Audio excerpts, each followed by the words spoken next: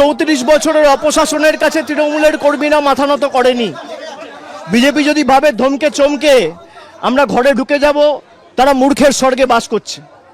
কিন্তু যে পরিস্থিতি আজকে এরা তৈরি করেছে, আমার মনে হয় সিপিএমের বা ওই মধ্যযুগের বর্বরতাও এদের কাছে লজ্জা পাবে। যেভাবে মানে মাথাটা বেঁচে গেছে খালি আমার একটা হেলমেট পরেছিলাম বলে। আমার এখানে যারা সহকর্মীরা ছিল এরা বুদ্ধি খাটিয়ে একটা হেলমেট দুটো হেলমেট জোগাড় করে রেখেছিল, বললো দাদা এটা মাথায় পরে নিন। আপনি দেখুন আমার জামা কাপড়ের অবস্থা, 15 বছর চশমা ভেঙে দিয়েছে, ঘড়ি টড়ি প্রায় একদম ছিঁড়ে, বেল্ট টেল্ট সব ছিঁড়ে দিয়েছে। পুলিশ নেই। আমি সংবাদ মাধ্যমের প্রতিনিধিদের বলবো যে এই প্রশ্নগুলোই আপনাদের তোলা উচিত। আমি এখন যেভাবে এসছি আমি একইভাবে বেরিয়ে যেতে পারি, কিন্তু আমি হয়তো বেরিয়ে গেলাম, এই যে সঞ্জুর বৃদ্ধ বাবা মা তার উপর তো চড়াও হবে এই ছেলেগুলো, এই বখাটে ছেলেগুলো যাদের পেটে ঘুষি মারলে কখ কখ বেরোবে না। আমাকে বাইরে থেকে স্লোগান দিচ্ছে চোর, আর বাংলার বর্তমান মুখ্যমন্ত্রীকে নির্লজ্জ দোকান কাটার মতো হাত বার করে টিভির পর্দায় 5 লক্ষ টাকা ঘুষ নিতে দেখা গেছে। বাংলার কোনো মুখ্যমন্ত্রীকে টিভির পর্দায় আজ পর্যন্ত স্বাধীনতার পর এইভাবে নির্লজ্জভাবে কেউ টাকা নিতে দেখেনি। একমাত্র এই বিজেপির মুখ্যমন্ত্রী বর্তমানে, যিনি চুরি জচ্চুরি করে মুখ্যমন্ত্রী হয়েছে, যার মাথার উপর ইডি সিবিআই কেস ঘুরছে। Sir, we have seen that you also attacked.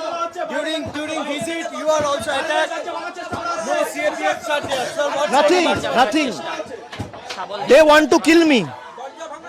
They want to kill me. এরা আমাদের প্রাণে মারতে চায়। মেরে দিক, আমার মৃতদেহ উদ্ধার হোক এখান থেকে, কিন্তু আমি জায়গা ছেড়ে যাব না। আমি সঞ্জুর বৃদ্ধ বাবা মাকে এই অবস্থায় ছেড়ে যাব না যতক্ষণ না ফোর্স এসে রিকভার করবে। আমাদের এখানে যারা প্রতিনিধিরা রয়েছে আমি বলবো থানায় আবার ফোন করো, মেসেজ করো, ফোর্সের জন্য রিকোয়েস্ট করো। নির্বাচনের ফলাফল প্রমাণ করে দিয়েছে ঔদ্ধত্য এবং একদলীয় একচেটিয়া একাধিপত্যবাদ দীর্ঘদিন চলতে পারে না। কারোর ক্ষোভ থাকতে পারে, বিদ্বেষ থাকতে পারে, কিন্তু এ ধরনের ঘটনা যারা ঘটাচ্ছেন এটা সুস্থ স্বাভাবিক গণতান্ত্রিক সমাজে কাম্য নয়। এর সঙ্গে আমার দল দূর দূর পর্যন্ত যুক্ত নয়। তিনি বলছেন পুলিশ কেন এলো না, পুলিশকে খবর দেওয়া সত্ত্বেও জনপ্রতিনিধি কেন এলো না, পুলিশ কেন নেই? সেটা কেন নেই পুলিশ, সে তো আমি বলতে পারি না, আমি তো দলের প্রতিনিধি। সেটা পশ্চিমবঙ্গ রাজ্য সরকার বলতে পারবেন, কারণ বিরোধী দলনেতা শুভেন্দু অধিকারীকে গাড়ির মধ্যে জীবন্ত পুড়িয়ে দেওয়ার চেষ্টা হয়েছিল উত্তরবঙ্গে।